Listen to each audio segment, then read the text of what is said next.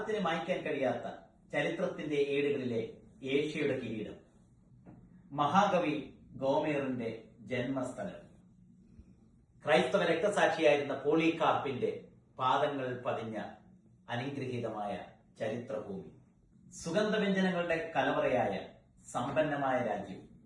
ചരിത്രം ഇവിടെ പുനർജീവിപ്പിക്കപ്പെടുകയാണ്. പുതിയ നിയമത്തിലെ ക്രൈസ്തവ സഭാ ചരിത്രത്തിൻ്റെ ഏറിയ പങ്കും അരങ്ങേറിയത് ഇന്നത്തെ മനോഹരമായിരിക്കുന്ന മോഡേൺ ടർക്കിയിലാണ്.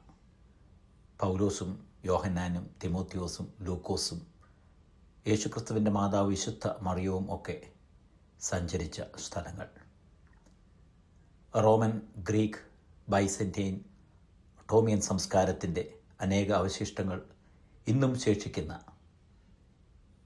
മോഡേൺ ടർക്കിയിലൂടെ, വെളിപ്പാട് പുസ്തകത്തിലെ 7 സഭകളിലൂടെ ഒരു യാത്രയാണ്.